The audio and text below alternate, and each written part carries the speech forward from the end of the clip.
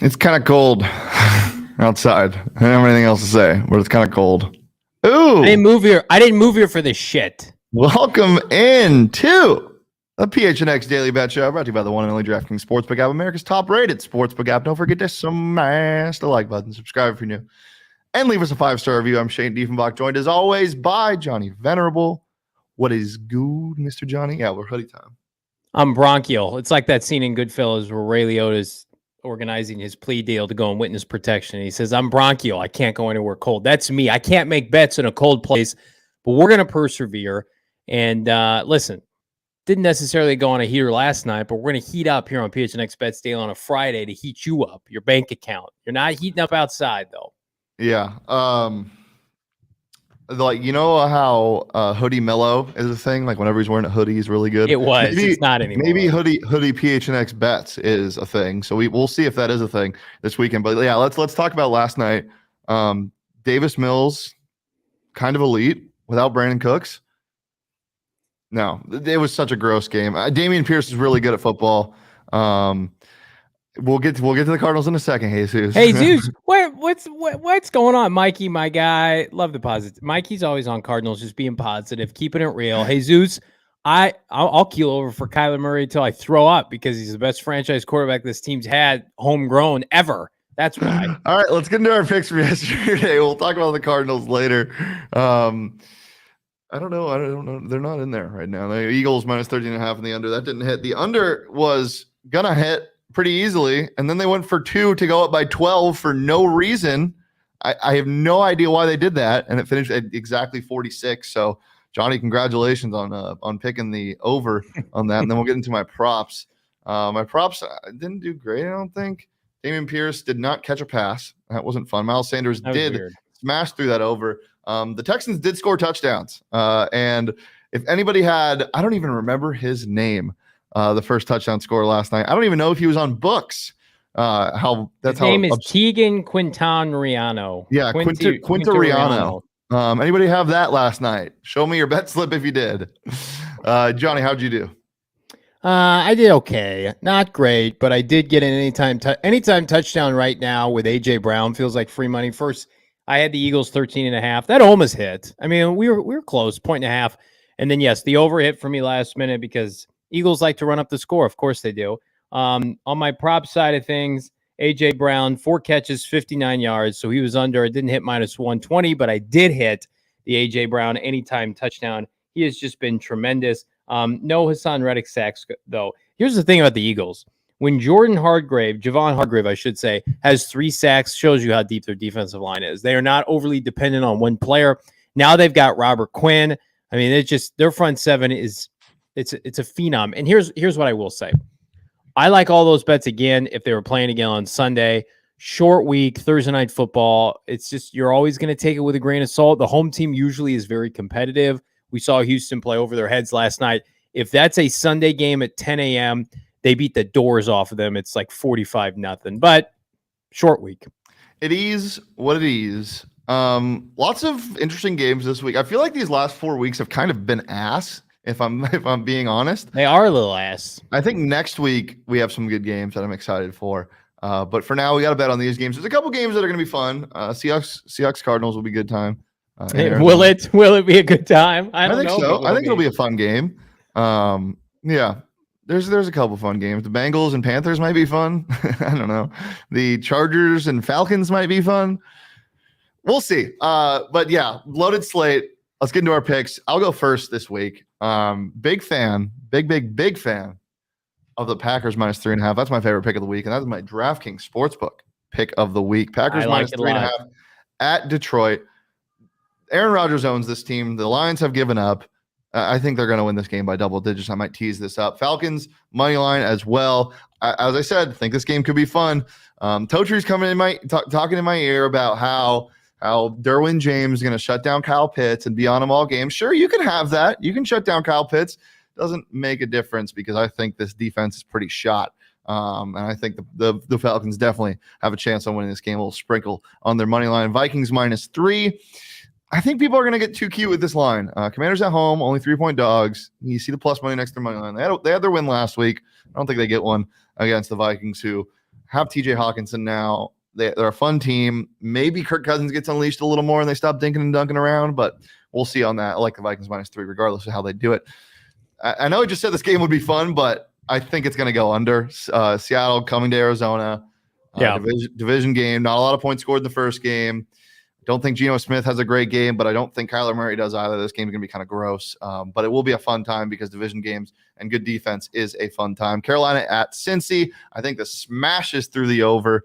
Both these teams like to score. PJ Walker looked like a really good quarterback last week for what he is. Joe Burrow did not. I think they bounced back. I think Carolina makes this game competitive, but the Bengals pull away late. 42.5 as the over-under is pretty ridiculous to me. I think they smashed through that. I know there's no Jamar Chase, but I think they figured out this week. I know I talked a lot of crap about them last week and how they can't move the ball without Jamar Chase, and Zach Taylor needs his crutch in Jamar Chase.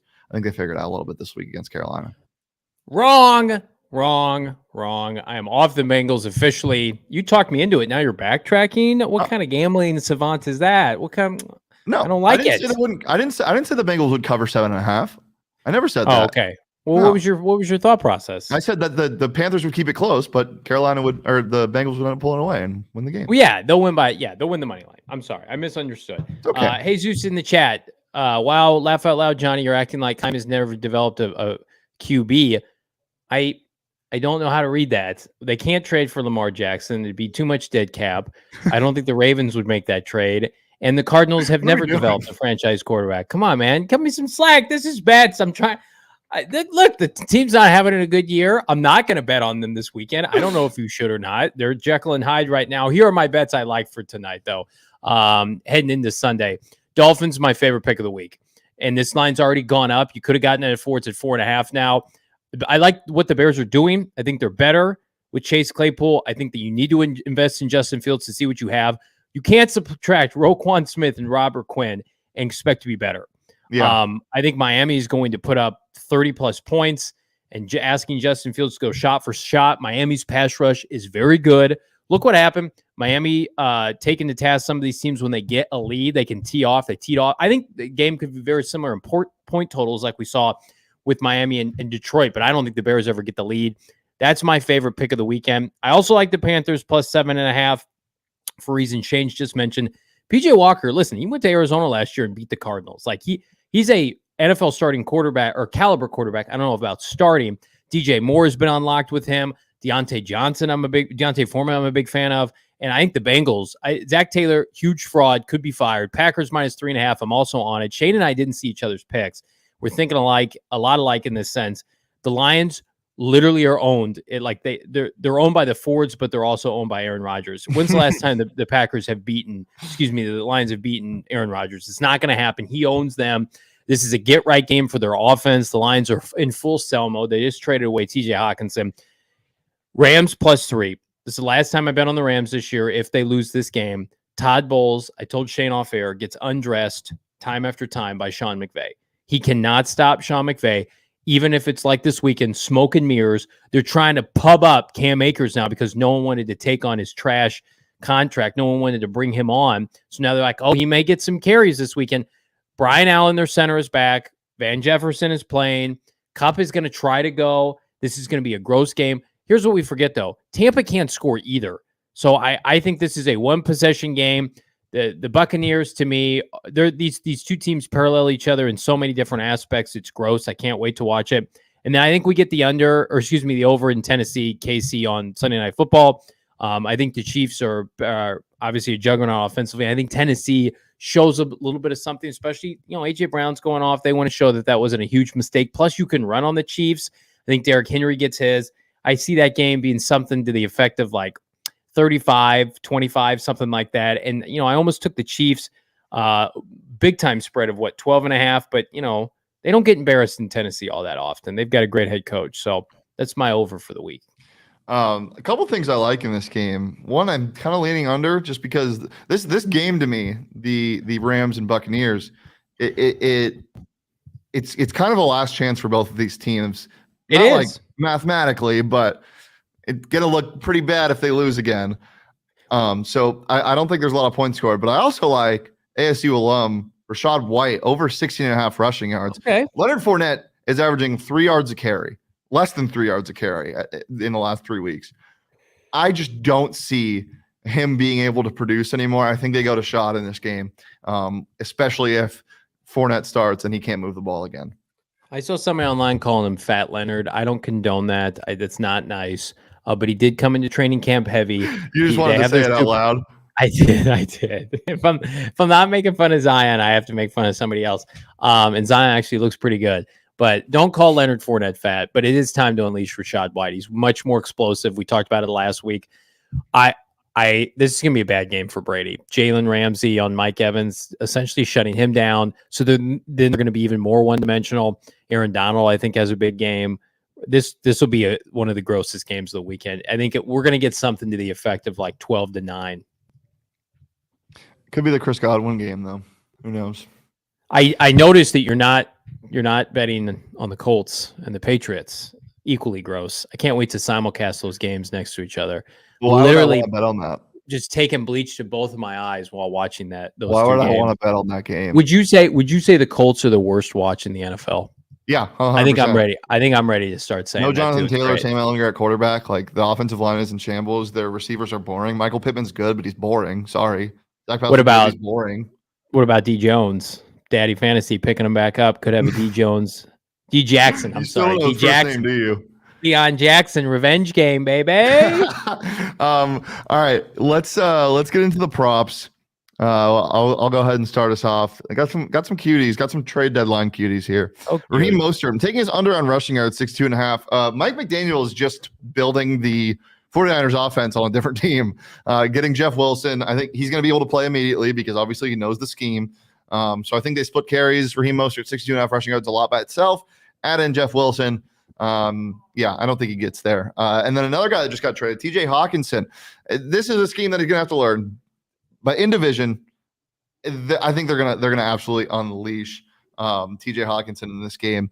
I just there's like 5 good tight ends in the NFL, like great tight ends rather. I think TJ Hawkinson has all the tools, and getting that at plus money, I love it. I love it so much. And the Commanders, last time they played the Lions, he went for 70 yards, I think. So love this over. PJ Walker, elite quarterback, elite talent, 184.5 passing yards. Give me the over. I think there's a lot of points scored in that game. I would be shocked if he doesn't reach that. I'm dropping right now. Daddy Fantasy's dropping Darren Waller in our fantasy league. He's hurt again. He's projected for 3 points. I had to re-pick up Robert Tonyan. I know this isn't the fantasy show. I just dropped Darren Waller. He's off the team. He's terrible. I'm having producer Emma go grab my phone, and I'm going to go grab him right now. Have fun not getting anything. All right, let's see your props, Johnny. All right, here are my props for this week. Shane, you need to give me a player. Travis Etienne, over 100. Did you see Travis Etienne last week when the backfield was turned over to him? Elite, over 100 rush yards and a touchdown, plus 330. Cash it hard. Deontay Foreman, first touchdown score. When was the last time the Bungles jumped out to a first touchdown league? It doesn't happen. They will be down to Carolina early in this game, and it will be because Deontay Foreman's going to run wild. And I don't know if the Cardinals are going to beat the Seahawks, but I don't think Geno Smith is going to be the catalyst for a W. Cardinals held Geno to no touchdowns passing when they faced off in Seattle. I think he throws one, but that's it. If the Cardinals lose, it's going to be to your boy Kenneth Walker. I can see it. I don't actually know if I want him now. He's trash. He's terrible. I have him in one of my other leagues. How's that working out for you? Maybe upside. You know, Waller and Cam Akers in back-to-back rounds, not great for your boy. Money. Johnny, pleasure as always. I'm kind of excited for these games this week. What? Let me just tell our friends, special edition of PHNX Cardinals Live today in 45 minutes at 1 p.m. The ticket giveaway.